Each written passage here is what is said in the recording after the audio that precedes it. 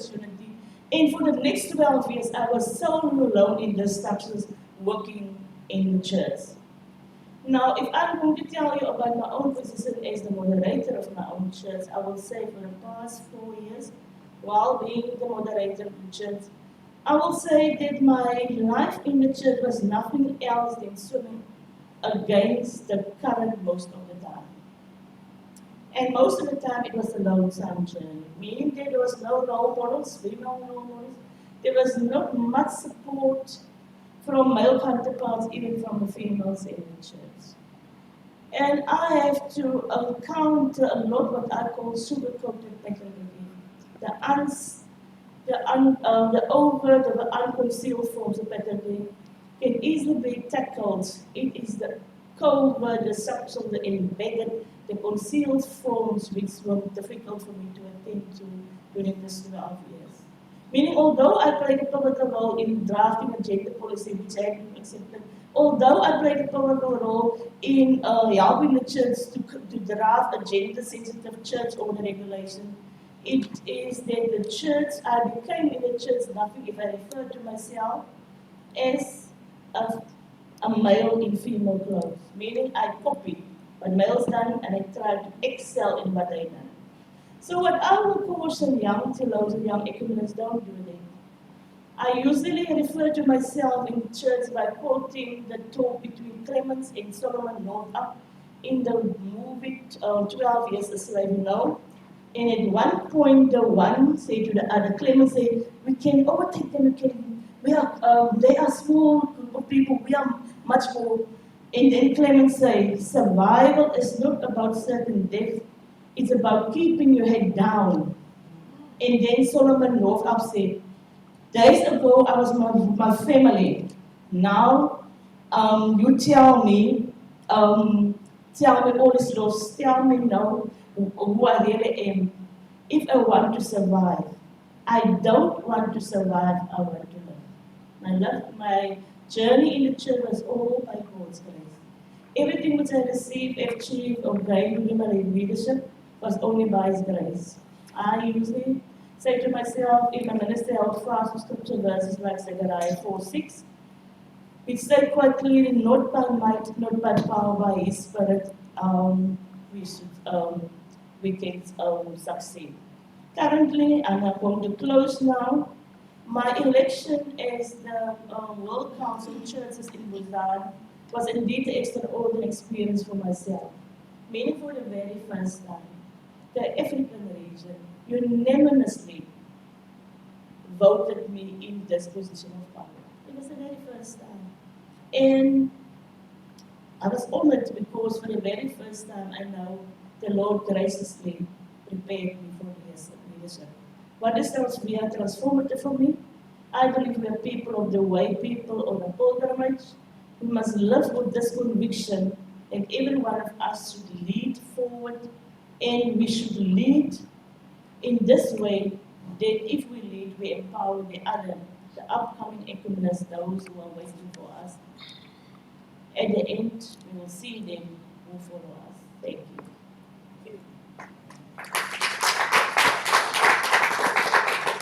Thank you very much, our sister. We hear from Jeanette from the United States. Good afternoon, everyone. I hope that you enjoyed your lunch and that you can stay awake. I am not going to talk about me. I am going to talk about the missionary societies and the Women's Missionary Council of the AME, or the Methodist denominations, as it is called. The AME Church, or the African Methodist Episcopal Church, has an extensive history with women in the missionary society, which actually began in 1874 as the Women's Parent Life Missionary Society. And it eventually evolved into the Women's Home and Foreign Missionary Society at one point in 1896. And at the 1896 General Conference, the president was invited to speak at that particular conference by Bishop Turner. It continued as they continued their work as missionaries and connected financial money began to be funneled into the WPMNS through the Departments of Missions. And they eventually split, and it became known as the Women's Missionary Council, which is what it's known as today. The president that's serving the Missionary Council today is Dr. Shirley Kaysan Reed. The African Methodist Episcopal Zion Church began as the United Daughters of the Conference in 1821. The sons and daughters of the conference, it became later, and it evolved into what is now the Women's Missionary Society today as we know it. This book, this history book, is written by one of the ministers of the CME Church, included brief histories of the AME Church and the AME Zion Church. And Angelique, this is your gift when I leave here, because I am not taking it back with me. And it is an extensive history, well written by Dr. William Walker, who also served as Dean of Phillips School of Theology at one point. He is now pastoring. The Tri-Methodist Women's Missionary Bodies, as we call the three bodies, work very closely together. And during the early 2000s, they formed a conglomerate working with PAWEEN and Gilead, which they still do today. They visit with each other in their meetings and they exchange ideas. I don't know if you know anything about the PAWEEN and Gilead, but it promotes HPV and HIV/AIDS, and they also provide AIDS testing. The Women's Missionary Council of the Christian Methodist Episcopal Church was actually organized in 1918 after, let me back up just a minute, let me go back. The CME Church, which was then the Colored Methodist Episcopal Church, was organized in 1870. And then in 1954, the name was changed from Colored Methodist Episcopal to Christian Methodist Episcopal. And then came the women, because they had no place in the church. They came and they told their stories, and their voices were heard. And eventually in 1918, the Women's Missionary Council came into being. I think you probably heard Barbara this morning, who's my favorite sister. She's my only sister. Speak about the Women's Missionary Council and all of the work that they do and all the money that they raise. One of the presidents, Dr. Sylvia Falk, said during her reign in the early 1990s that if the work is not done on the local, it's not going to get done. So it has to begin on the local level, feeding the hungry and clothing the needy. The CME Church Women's Missionary Society Council, brother, is one of the most organized parts or departments of the church. It has three divisions: the division of structure, the division of program, and the division of service and outreach. And during the reign of Dr. Elmore Ham, $2.5 million was raised to support service and outreach. So you can see that the people on the local level are very busy, working very hard to provide funds to support the Women's Missionary Council. They have several initiatives that they support. We have schools in Africa and Jamaica. Do we have a school in Haiti, Mark? I don't think. We have a school in Haiti as well. Okay. We have churches in Haiti, Africa, and Jamaica as well as the U.S. Our affiliate organizations are the American Bible Society, Church Women United, and the National Council of Negro Women, and Bread for the World.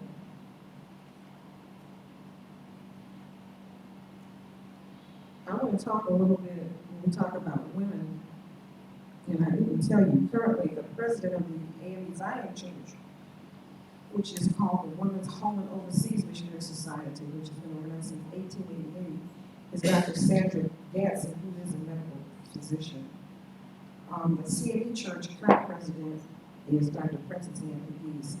And if I have the web addresses for all three, if you're interested in visiting those websites, where you can get more information from those websites. The CMEs have had a total of 10 presidents since they were organized. I want to talk briefly about bishops in the Tri-Methodist Church. Until the year 2000, it was the good old boys club. And we broke the glass ceiling in 2000, beginning with the AME Church, when Vasti Murphy McKenzie was elected.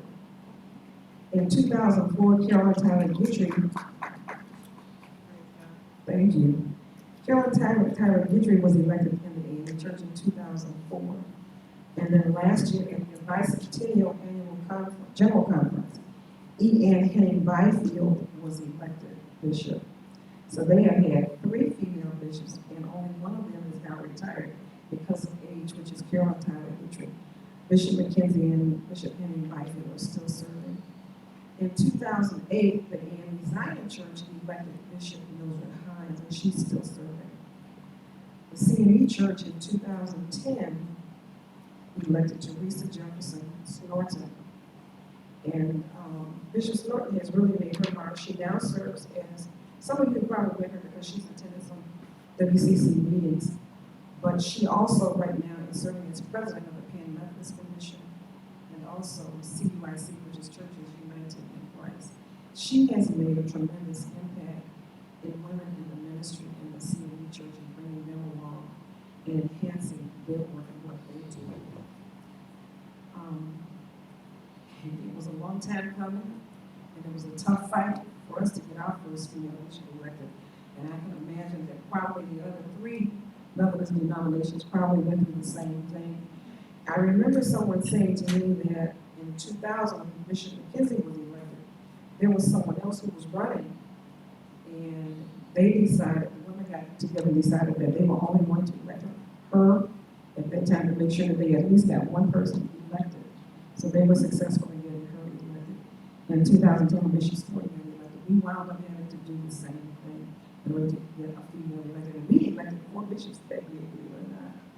And we had a bunch of women running, a bunch of men running. I think there were about 50 people running, but only 4 got elected that year. So it was a real blessing that we were able to get her elected in 2010.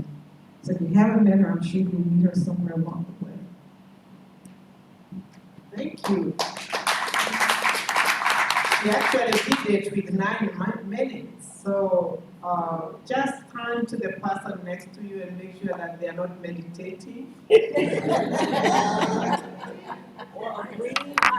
or just agreeing. Are we doing okay? I can see a lot of multitasking too.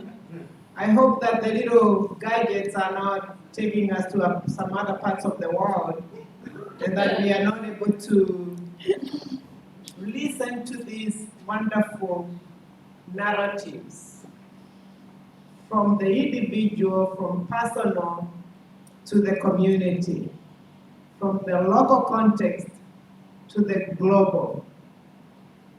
So we are still awake. You will be awake because the next one has a story.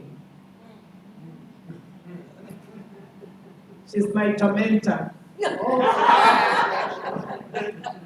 I only brought one book with me, but I'm gonna pass it around so you can take a look.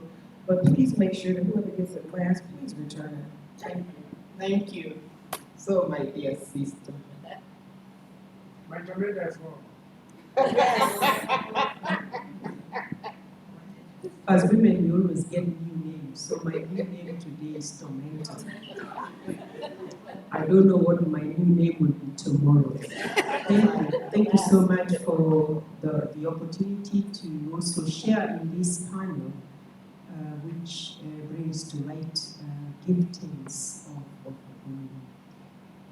I want to locate what I'm going to say in the 4 areas that are in the paper, but I also want to locate them in the women in my life.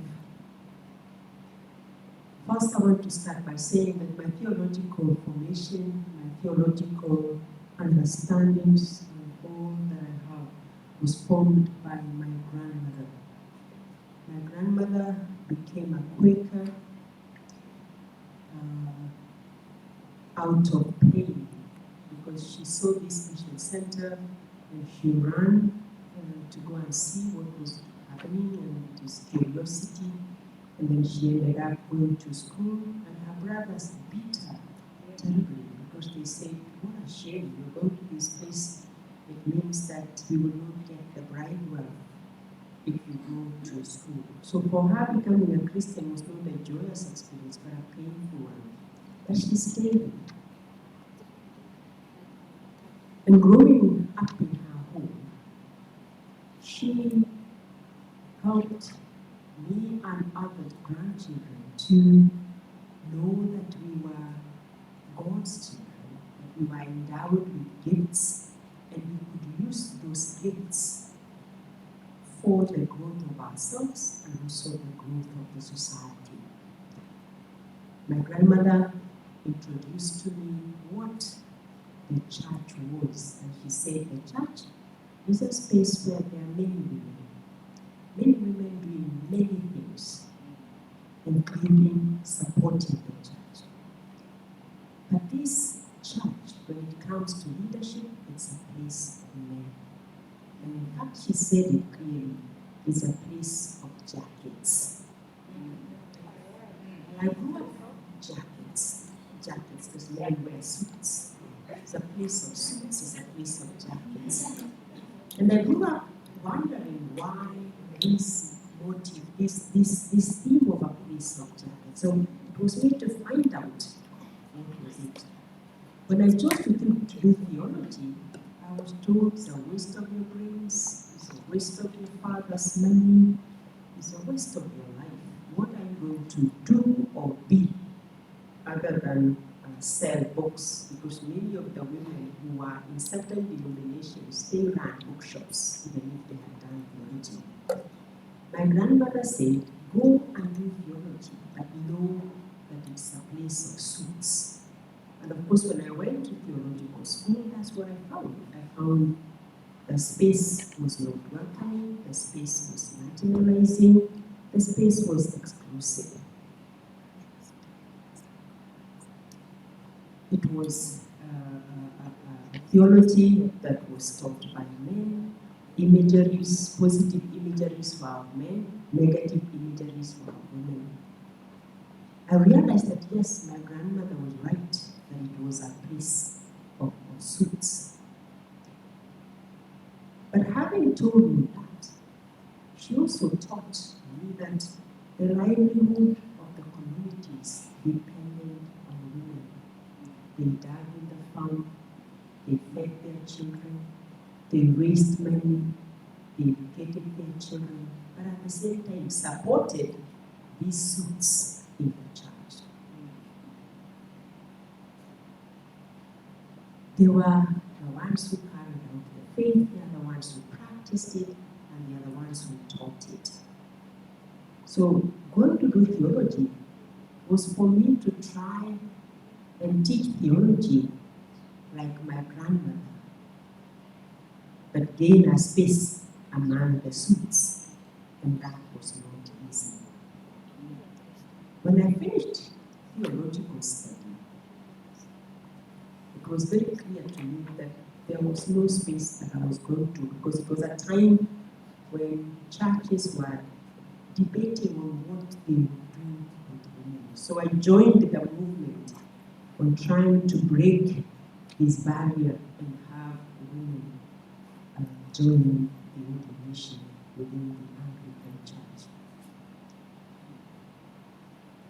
As I went through the motions of ensuring that women are included, both to study theology and to take on leadership, I was introduced to the Circle of Concerned African Women Leaders, the second batch of women in my life. Some who are here today, the matriarchs who founded the movement, and a name like Mercy Obiwe that was mentioned here in the morning. The first time I heard a woman pray about God the Mother and opened my eyes because I thought, God has never been a mother. While she says that I'm her tormentor, she She was my tormentor then. Because she came to a meeting and spoke to us, and when she prayed about God the Mother, and I looked at her, she gone mental. But I realized that yes, to break some of those sins, she must be mental. So the circle introduced me to another level, the level of challenging gender patterns and gender injustice in society. The circle introduced to me the fact that African women were very hospitable, and because of their hospitality, Masi Oduya, you said they were welcome. They gave, they were charitable. They offered launching hospitality to both friends and enemies. They offer protection and integration within the society. So theology, for me, moved away from abstract questionings of what is being judged to actually being judged. The circle brought to light the fact that women were custodians of some of the positive and negative practices even within theological circles. But the circle moved me on to start rethinking of many of the realities that were never knew. How could we be church? How could we be hospitable in situations of people having no houses, in slums, in situations where the criminal activities affected or impacted on women everywhere, in situations of malnutrition that women can't feed their children, in situations of unemployment, in situations of delinquency, in situations of prostitution, and many more. Those situations, of course, risked the way men, women, particularly women, would be hospitable. When the circle is bringing to light those issues, I am taking on leadership in the seminary. My question therefore was, what is the curriculum that is relevant to deal with these realities that I'm living in? These realities that seminary has not been able to deal with. So theologically, it was to question the curriculum, it was to try and talk about relevance of the curriculum that ideologically, philosophically, was not abstract. A curriculum that brought to light some of those issues. A curriculum that was open for all the people of God to be theologically empowered. Finally, where am I today? Having done all this with many of the sisters around this table and internationally, knowing that the sanity of the sisters came about because of the internet, that we could write to each other and share and murmur and complain and support each other. Where are we today?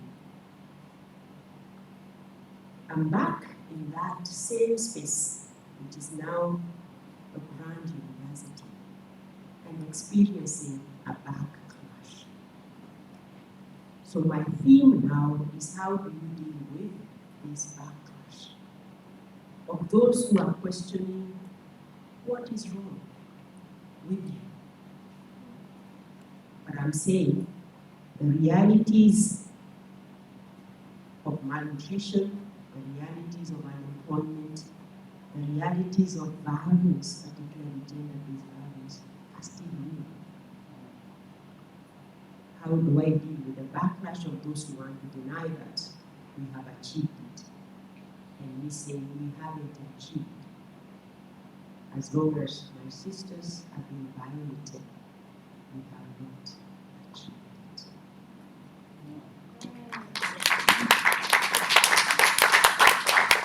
She may be my tormentor, but she has given me these shoulders to cry on through the gift of internet. Don't take it lightly. It's a gift. Angelique? Thank you, Nyambura, and thank you for this opportunity to share. So I'm going to take my moments to share with you a book that's been in process for quite a few years. And just to point to the highlights of the book, I'm happy to say it's been approved by the World Council of Churches Publication Division.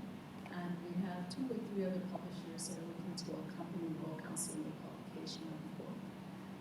But it's basically what has already been stated before. It is an accounting of some Pan-African women of faith in the Ecumenical Movement. And so I'm going to share with you just some highlights of what the publication will talk about.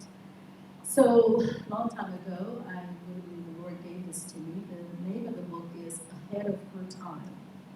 Ahead of Her Time. Pan-African Women in the Vision of Christian Mission and Unity. This is the title of the book. The book really is highlighting the stories of Pan-African women, as I say, in the Ecumenical Movement. These are women who emerged on the global scene, the international scene, in the time when one would not expect necessarily, given the times in which they arose to their leadership, to the role of church leadership globally, as well as the public square. These are women who lived in the tension of both. So at this point in time, as I looked at the records of the old records of Central Committee, the World Assemblies, the various commissions, I've gone all the way back to the early 1900s because the focus of the book is on the historical. So it's looking from 1935 to 83. So 35 to 83 is what it's looking at. So it's looking at, yes, the World Christian Federation of Students, yes, listen. She is correct, they are the parents in many respects. But so is the missionary movement. For those of you I know who've had church history, we know the 1800s was the whole mission, the height of the missionary movement. At the time we talk about as colonialism, okay? So even back in those days, of course, Pan-African women, because remember we spoke earlier about the Bible already, right? So we have always been there. But mine is to look at just during this Enlightenment period of this 35 to about 83. So what I have done is to look at, I'm looking at all, I have looked at the files of WCC at the library. There is, for those of you who don't know, there is a library here at Boston, but there is also a library that's been over there at the Ecumenical Center, where we will spend some time this week. I've spent a lot of time in the archives of that library, and also at the Mission Library at Yale University Divinity School, where I studied for my master's work. Union Theological Seminary also, and also Princeton Theological Seminary, and of course my internet searches. I was actually privileged to be at St. John University as a fellow, an ecumenical fellow, to do a deeper dive over a period of about a month, and daily I was encountering these amazing women and their stories. So just a few words about what I have discovered. I discovered a few things. One is, when you look at the records of World Council of Churches, it's a bit difficult sometimes to identify who is a woman of African descent. Now, that's because why? We didn't have the categories in that way. The balances were even set up quite that way in the earliest years. However, good news, this is where oral tradition comes in. So I've had to do a lot of engagement with stories. I've interviewed maybe about 20 of these women of African descent. And gotten their stories from them, and that takes me to another place in the research, which takes you to another place in the research. So I'm interested in, at some point, what some of your thoughts will be about some of these women. Also, what I have discovered as well is that the church identity is sometimes your best clue as to if these are women of African descent, because if they're African churches or the Caribbean or whatever, you can do some deduction about that. But when you get to places like North America and other places around the world, even India and other places, it can be a little less is not as easy. But basically, the point of all of this is to lift up our narratives in the life of the world church. It's not just for our sake, but it's, again, this whole movement to move us to the center of church history. This is really important, to move our stories to the center of church history. Many of you have been through basic church history courses, and there, I don't know of many except at ITC. Howard, I think, does this, makes mention of the history of women of African descent, particularly, not as an add-on elective, but as part of church history. We're trying to move that conversation so that it becomes a part of every person of any racial ethnic identity to study our history. That is part of the goal, and this is one of the reasons why it's in the Theological Commission. So, going back again to the earliest records, at least that I found at WCC, the Ecumenical Missionary Societies and so forth, we find, again, this interesting intersection of history at that turn of the century 1900s, going all the way back again to the Bible, but an also very important part with our Orthodox and our Catholic communities, and that is the history of women of African descent as saints. It's so important. I am fascinated by women of African descent who are saints and are iconized, if you will, or in the icons of the earliest years of the church. This is part of our history as well. So I've looked at, I love iconography, I admit, it's part of my spiritual journey. I have icons everywhere in my libraries. But these icons of people of African descent, and then the women in particular, is another part of the lineage here. I'm not going to focus so much on that in my book, but I am going to mention the importance of that history relative to our identities. Now, I know I have 5 minutes left, so I won't pursue this conversation too much. But basically, in terms of the WCC, there have been about 30 women that I've identified. Again, this is very clear, 1935 to about 83. The women of African descent who were either on Central Committee of World Council of Churches, were presidents, were staff of World Council of Churches, women who emerged in that global sector. Sadly, however, I won't be able to publish all of their stories. There are about 9 women I want to raise for your consideration, where I want to probe a bit more deeply around the rubrics of what PAWEEN is really about. Again, the positiva, the negativa, and then the transformative pieces of that. So I will name a few of them just very quickly for you. One I've already mentioned today, and that is the Reverend Dr. Rita Karifa Smart. Dr. Karifa Smart, again, she was, she is still with us. Yes, I interviewed Rita for a very long time. She's been living in assisted living in Connecticut for the last few years. Rita is, 95, maybe 96. She's like mid-90s. Sharp. Yeah, I want to be like her. I get to be that age. Still sharp, very much attentive. And she comes out of one of the churches that Sister Jeanette brought up, and that is the African Methodist Episcopal Zion Church, one of the historic black churches, African American churches in the United States. But later, Rita moved over to the Episcopal Church. But in any case, she comes out of the Student Christian Federation movement, that early movement. She and her husband, John Smart, who ran, by the way, for president of Sierra Leone back in the day. That's part of her story as well. But she eventually became the first woman of African descent to graduate from Yale University Divinity School. She was a mentor to me when I entered that school for graduate studies. Later, she became the first woman to graduate with a THD from Harvard University Divinity School. She was the first one. But she has a very distinguished career of being an ecumenist, as well as a theologian, and also a priest. So she became an Episcopal priest, but then before that she was ordained in her church, the Zion Church. So just a couple of words about her. We've already mentioned Mercy, who is like the matriarch, I think, maybe of all and many things.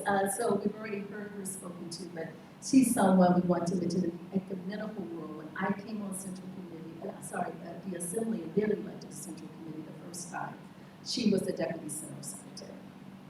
So she is another one that we want to mention in this. Another one is Dr. Sylvia Talbot. She being with the AME Church, African Methodist Episcopal Church.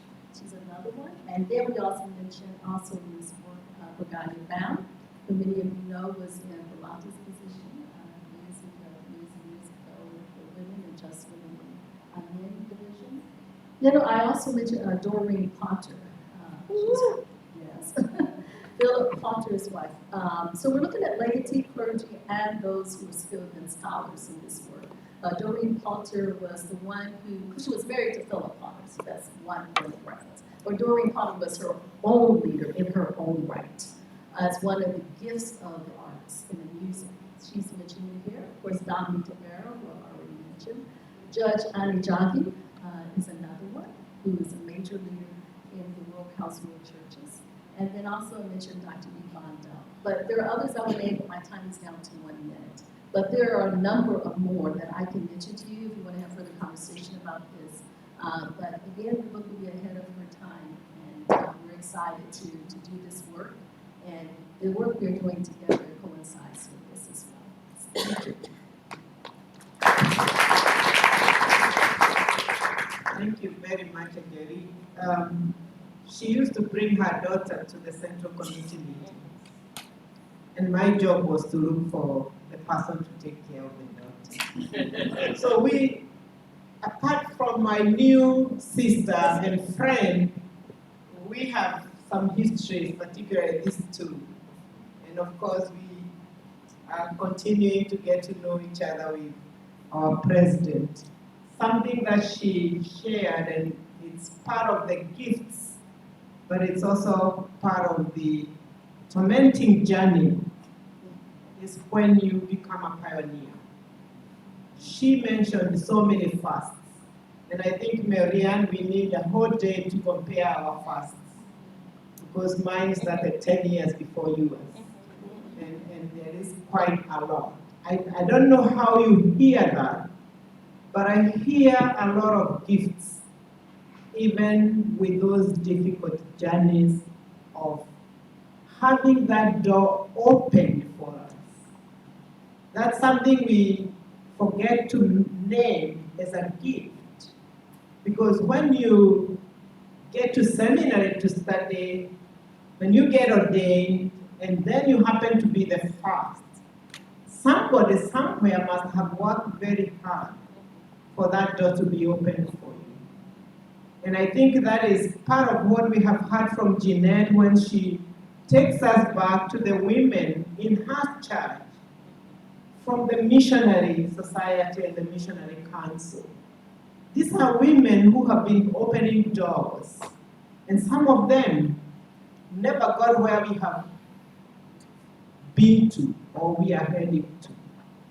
And sometimes we forget that they are our role models and our mentors, even when, for instance, they were never ordained.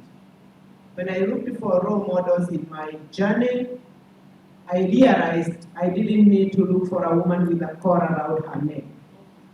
I went to the women in my church who worked so hard to open that door for me. My sister has spoken about questioning. It's a gift. You know, I have come to discover that some of the gifts we have are generally named as a negative. I've never forgotten a colleague looking at me and telling me, you know, one of your major programs is that you are straight talker. You know, when you speak the truth and shame the devil? Yeah. And I was told that is a problem. That's not a gift. And after some time, I looked back and I said, my God, that is my gift. And can you help me make good use of it? Speak the truth to power, even in the Ecumenical Movement, and they don't want it. You are a problem, so it is labeled as not a gift.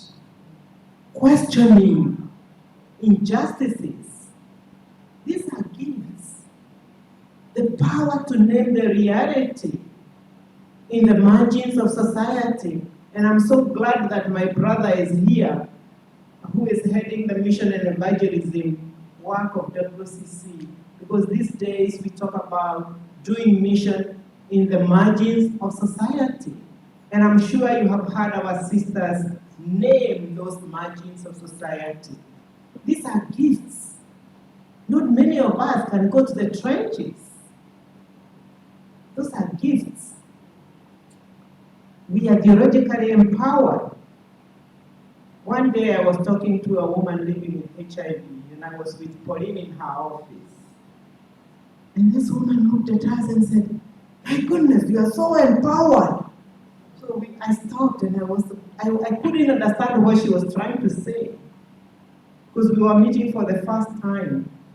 And she forced me to literally look for a scholarship for her, so that she could be theologically empowered.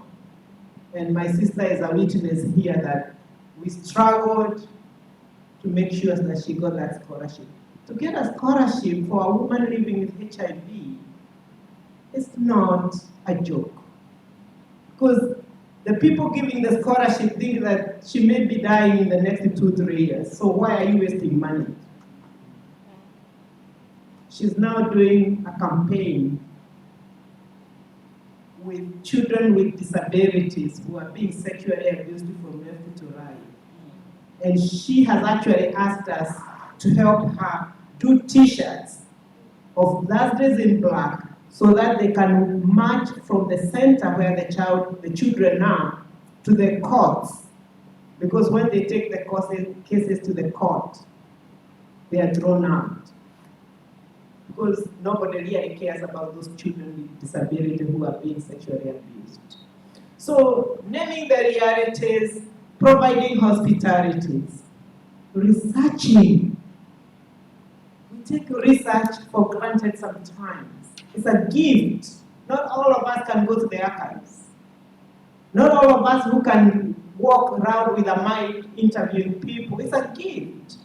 And even that passion to make sure that we don't want that story lost. We have a book here which is a gift. We have another one coming. So we can name these gifts in different ways. And I am grateful for my sisters who have given us the variety of how we can name gifts. Even the journeys the pilgrimage that we have undertaken in our lives. They are gifts in very, very challenging times. And I think we may start looking at backlash as a gift. Because we may be getting very comfortable in these positions of power.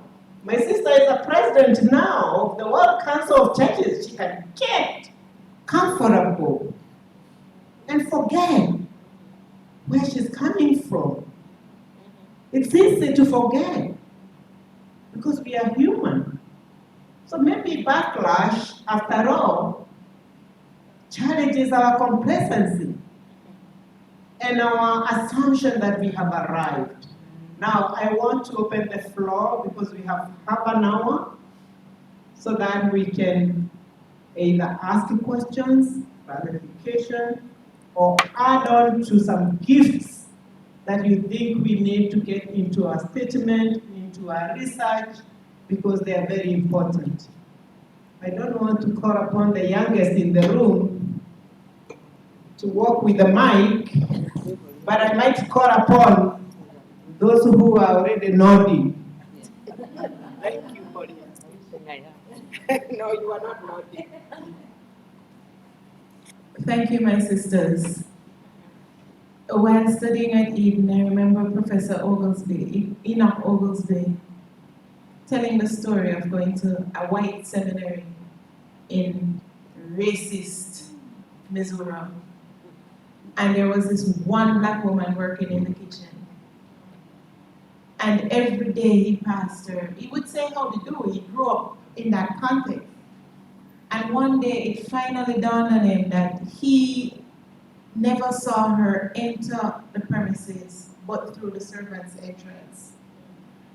and it hit him. And these were his words.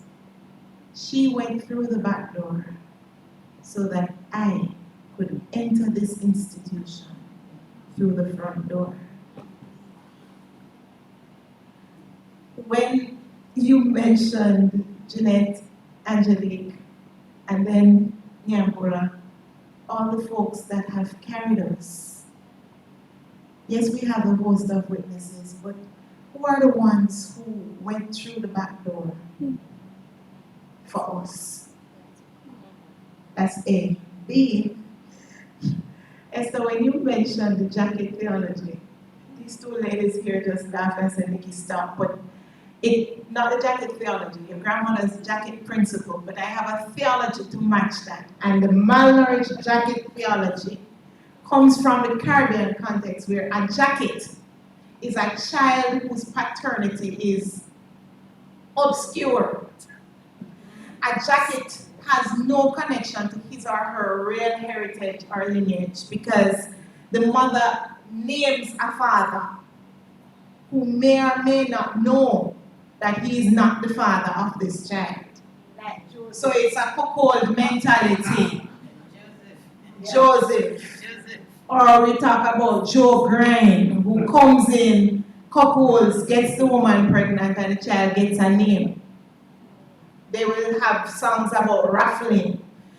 Jacket theology, therefore, for me, is about the lens of patriarchy or patriarchal theology, which is starving the church of her story, where we locate our identity solely to the suits and deprive women of our contribution and our voices.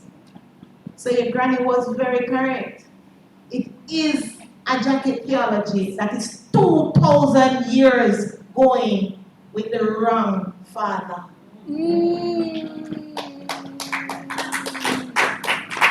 May I suggest to us that we move out of the either or, even as we liberate ourselves and make our voices heard, and emphasize the both and.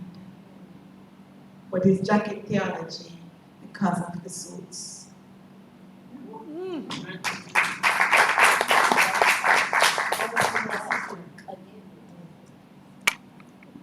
Fulata. Who is next after Fulata? Okay, let's hear the child that came through the feet. My mother was a midwife. If she saw the child coming, she warned us that there is danger. Because you never know whether the child will survive. That's why we celebrate Fulata. Because she could have died on the way up. Thank you so much for the rich panel. I was listening with very sharp ears. I have a question which might sound like a comment to especially Esther. Because the first panel we listened to PAWEEN, who really sang songs of your accompaniment and being there as a sister. And I want to hear from you, what is it that has liberated you enough to be able to accompany and mentor other sisters without fearing that or being threatened by them? But I'm asking this because there are times when we actually experience the saddest hitting from our own sisters. Are you ready? Okay. Another question before she prepares the answer. Anybody or comment? Our brothers, you are liberated, you can ask. if you want to. You're in this space. And for your information, a woman brought you to the world. She had to push for you to be here. So feel free. Esther, you better get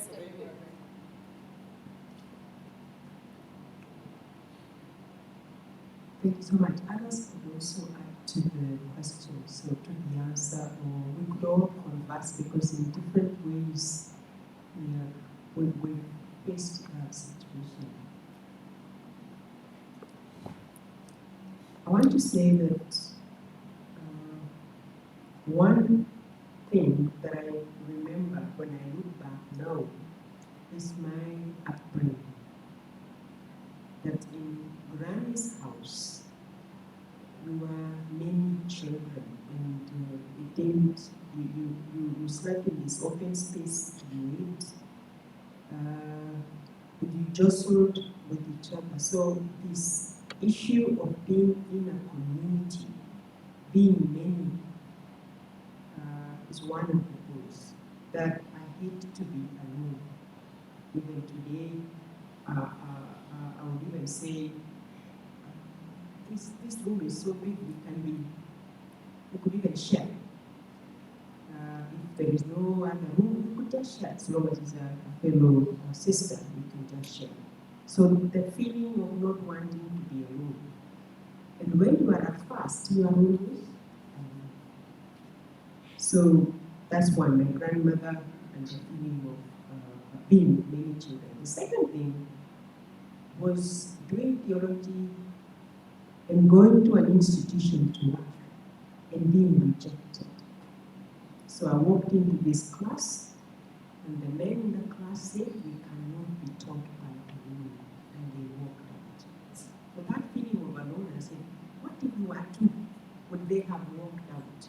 That's another second part of the story. The third is, coupled with that feeling of loneliness, is longing for the other and longing for sisters. Because the fellows that I worked with didn't recognize me. I either behaved like them or became like them. If I tried to be different, I was alone.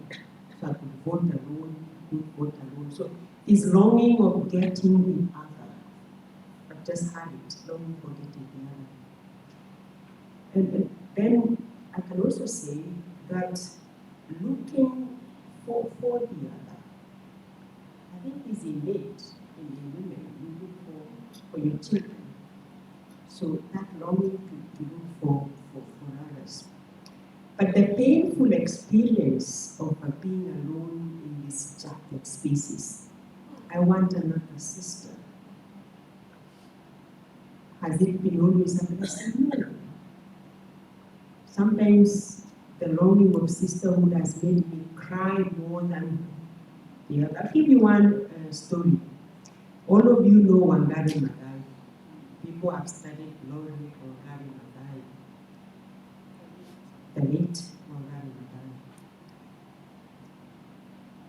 At the seminary, in order to increase the number of women, every August we used to hold a 2-week seminar. We call it Women in Ministry. So you call women from everywhere.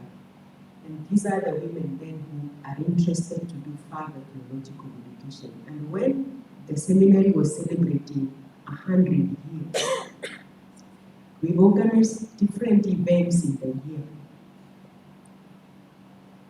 Events with different speakers.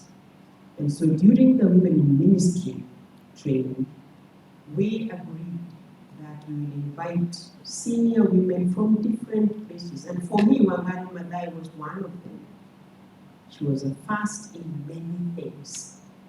And so I went to the committee and said, yes, Wangari Maathai will be our speaker. And all of a sudden, there was this strong anti-spirit for her to come and speak. And I was like, why? She's science, environment, everything that we're looking for. But there were people there who wondered whether she could be the speaker in this holy space. And I didn't say, no, we need her to come and speak.